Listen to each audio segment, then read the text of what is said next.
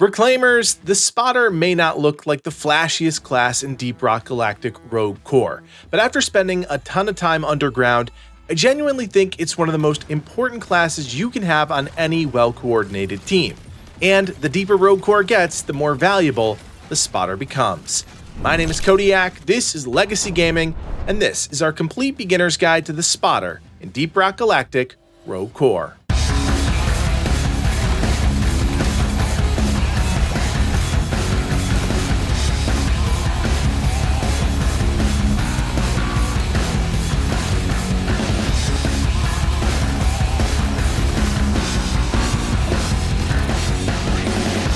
So let's start with one of the biggest misconceptions I want to dispel right away. I think a lot of players are going to look at this class and assume it fills a basic support type role. And while support is absolutely part of its identity, the Spotter can also become an incredibly dangerous offensive character when you understand how to build around crit damage and target priority. At its core, the Spotter is all about information and amplification. You are constantly feeding your team real-time battlefield awareness while also exposing enemies so that they can be deleted as quickly as possible. And in Rogue Core, where elite enemies can spiral out of control quickly, that role becomes increasingly valuable. The Spotter's primary ability is Crit Dart, and this is really the centerpiece of the entire class. Crit darts allow you to mark enemies so incoming damage against those targets critically hit. And once your squad starts coordinating around this ability, you immediately understand why the class is so powerful. The darts themselves are actually very forgiving to use. They travel extremely fast, and direct hits instantly mark enemies, but you can also create a small zone if the dart impacts terrain. Any corresponding core spawn that move through that area become exposed and vulnerable to those critical hits. Now, I didn't personally rely on the crit zone effect all that often because I preferred direct application, but there are definitely scenarios where creating a temporary kill zone becomes useful, especially in tighter cave systems or when enemies are funneling through choke points. Where crit darts really shine is against larger enemies and those priority threats. You don't want to waste charges on weaker trash enemies unless things are getting completely out of control. Your job is to identify the biggest threat in the room and make sure your team focuses it down immediately. Enemies like the Edge Stalker or the Clamorhead become significantly easier to deal with when the entire squad is critting non-stop. That's where the Spotter starts feeling essential rather than optional. The second major piece of the Spotter's toolkit is the Scanner, and I think newer players are going to massively underestimate how powerful this ability actually is.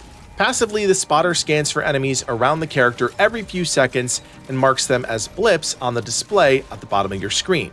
That alone is incredibly useful because Rogue Core's caves are dark, chaotic, and constantly trying to overwhelm you with pressure from multiple directions.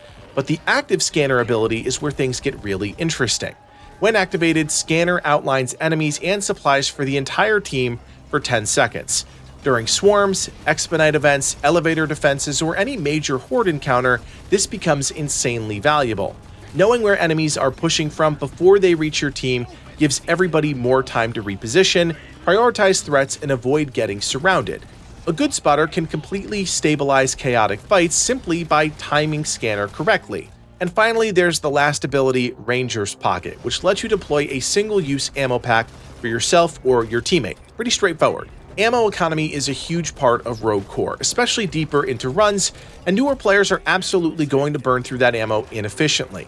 Having a built-in emergency resupply gives the class a lot of flexibility while you're learning the game's pacing and resource management.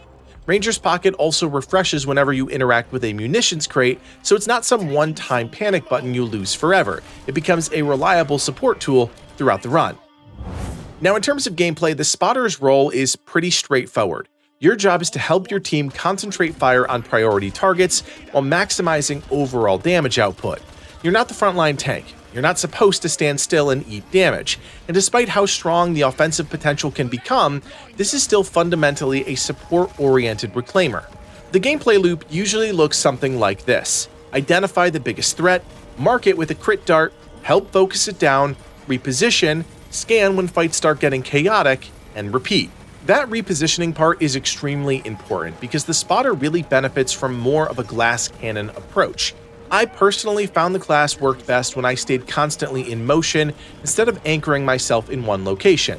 There are definitely upgrades in Rogue Core that reward standing still, and some players may enjoy building that direction, especially with precision-focused weapons, but I still think the spotter performs best when you stay nimble and aggressive. You want to constantly maintain awareness while keeping angles on priority enemies without allowing yourself to get trapped by swarms pushing from all directions. Scanner helps tremendously with that because you always have a much better understanding of enemy movement compared to the other reclaimers. In terms of team synergy, the spotter pairs very well with basically every class in the game, but the class really shines when your teammates understand how to capitalize on crit darts. If your squad is coordinated and properly built for damage, elite enemies disappear absurdly fast. That's especially noticeable on higher difficulties where larger, more armored enemies become much more threatening. And that's really why I think this class is going to be incredibly popular once players start pushing deeper into the harder content. The spotter doesn't necessarily dominate through flashy mechanics, it dominates by making everybody else on the team stronger. Now, when it comes to weapons, I actually think the spotter supports multiple playstyles really well. If you enjoy high precision gameplay, you can absolutely lean into weapons like the M1000 Classic and build around accurate crit-focused shots. That setup feels rewarding if your aim is true, but naturally, it also raises the skill ceiling a bit because missing shots during chaotic fights can be punishing. On the other hand, if you want something more forgiving and a bit more dynamic, weapons like the Beltstrom CMP-60 open up a much more aggressive run-and-gun style. And honestly, this is where I personally had the most fun. Automatic weapons paired with crit dart can output great bursts of damage, especially when you start stacking upgrades focused on crit damage and raw offensive scaling. You can realistically become one of the highest damage dealers on the team while still supporting everyone in the process. As for grenades, I personally think the sticky grenade is one of the strongest options available for the class. Mark a priority target with crit dart, stick the grenade directly onto them, and watch huge chunks of health disappear almost instantly. This works especially well against elite enemies and bosses where concentrated burst damage matters the most. That said, utility grenades like Cryo can become very powerful if you build around them correctly. There's definitely room for experimentation here depending on how offensive or supportive you want your spotter to feel. Now let's talk about upgrades and build philosophy, because I think this is where newer players can accidentally hurt the class without realizing it. The spotter really wants to lean into offensive scaling. Crit chance, crit damage, weak spot damage, and general damage amplification. The reason for that is simple. Your entire kit already revolves around creating opportunities for massive bursts of damage. If your upgrades support that playstyle, the class starts snowballing incredibly hard. I also think mobility upgrades are secretly very important on the spotter. Rogue Core's cave systems become more dangerous and difficult to traverse as the mission complexity increases. Having enough movement speed, repositioning tools, or traversal flexibility to stay alive while still maximizing your toolkit makes a big difference. You genuinely do not want to become stationary with this class for too long. You want to stay dangerous, stay mobile, and aware of your surroundings at all times. As for the spotter's bio booster decks, I personally gravitated towards builds focused on maximizing crit efficiency.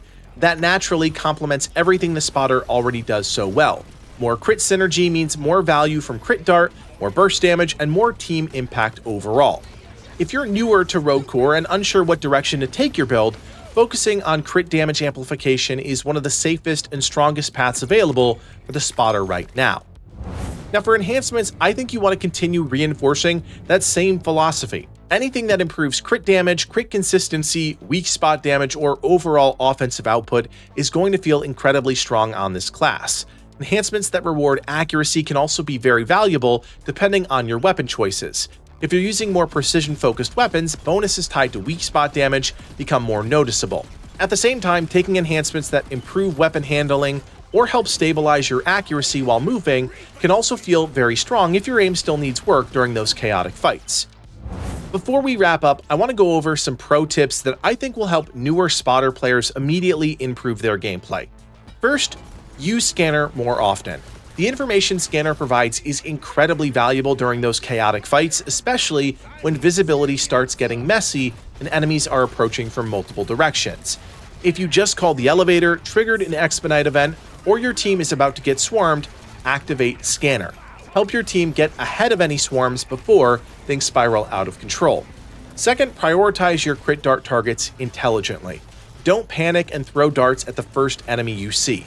Bigger threats should almost always take priority. Your ability to instantly amplify team damage against elite enemies is one of the strongest parts of the entire class. Third, don't underestimate movement. Getting trapped as a glass cannon style spotter can end a run incredibly quickly. Staying mobile while maintaining awareness is one of the biggest differences between average spotter players and great ones. And finally, don't ignore visibility tools. One reason I personally like choosing the flare gun was because better visibility makes landing crit darts dramatically easier. Rogue Core gets dark, enemies move fast, and improving your team's ability to track targets consistently makes the whole class feel smoother. At the end of the day, the spotter may not have the flashiest toolkit in Rogue Core, but I genuinely think it's one of the most impactful reclaimers in the game when played correctly. If you enjoy enabling your team, controlling the pace of fights, and quietly turning your squad into absolute monsters through information and crit amplification, there's a very good chance the spotter becomes your main class. As always, if you guys appreciate the work that goes into making these videos, drop a like, and of course, consider subscribing. My name is Kodiak, and from everyone here at Legacy Gaming, thanks for watching, and play on.